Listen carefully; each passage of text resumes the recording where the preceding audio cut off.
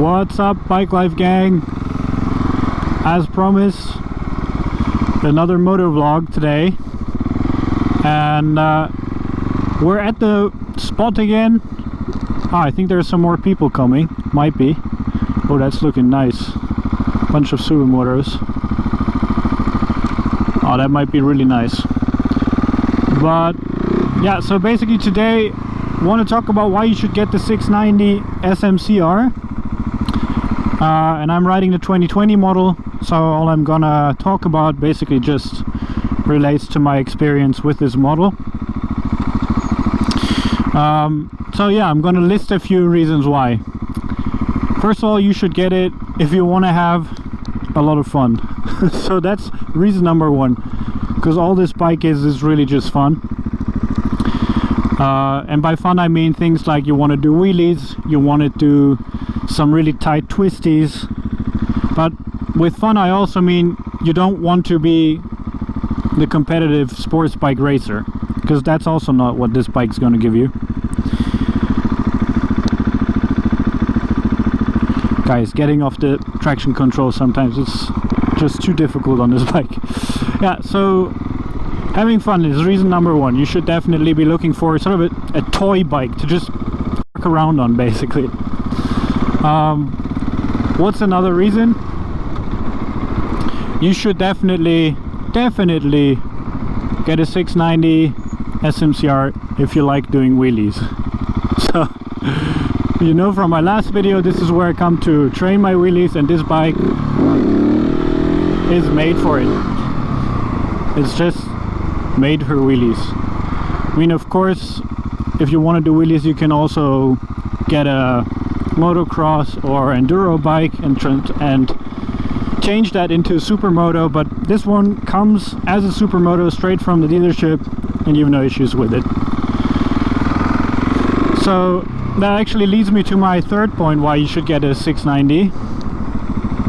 If you're looking to get into Supermotos, the 690 is, I think, the best entry point, and that's also the reason why I got it. So I'm coming from an enduro background, and I've been riding KTM EXC, so the enduro bikes, and I was considering, or for the longest time I thought I would transform one of those bikes into a Supermoto. The reason I got the 690 and why I think it's such a good entry bike is because of the, what do you call it, the intervals for taking it to the service. So, you know, with this bike, every 10,000 kilometers or maybe once a year I need to take it to the dealership, do the oil change and a bunch of other shenanigans. But that's it. It's really just every 10,000 kilometers, which is amazing.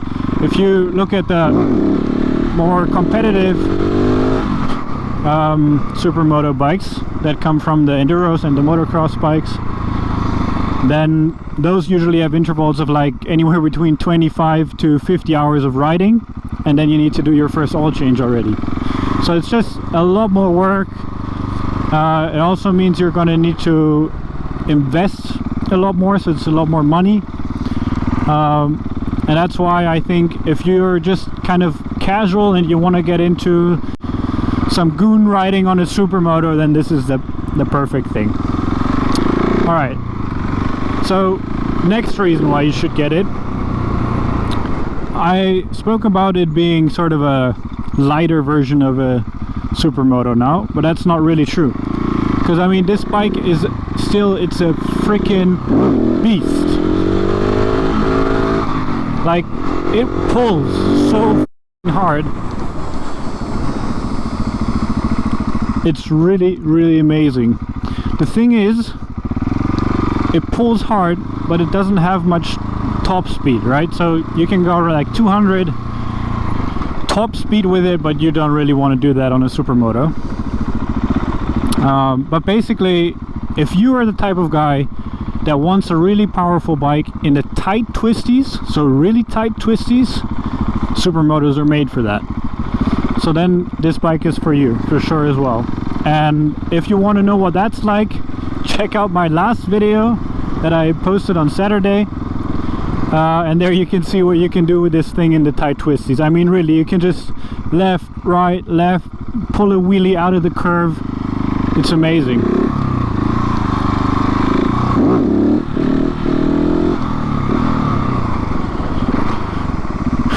Alright, so tight twisties, if you want to do that, get the 690.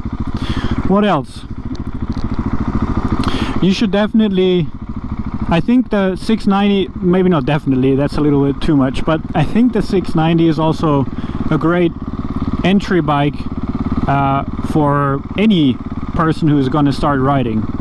And okay, it has very little weight and a lot of power, which maybe is a little bit on the high end of the spectrum for entry bikes, so sometimes it might be better to go with a bit of a lighter bike in terms of power, but I think it's still fine. And what's great with this bike as an entry bike is, one, the seat, right? So let me show you what I mean.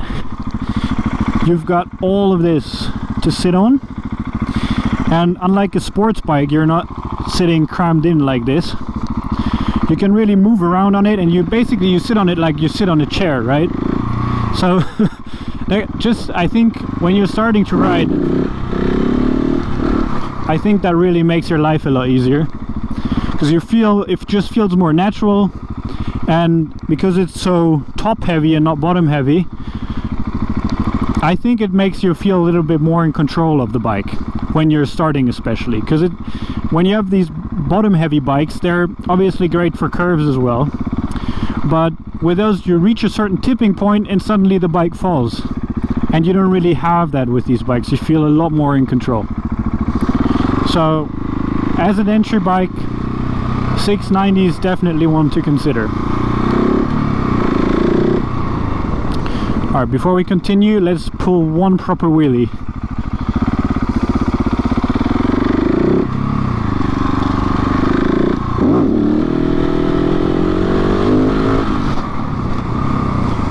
That was nice.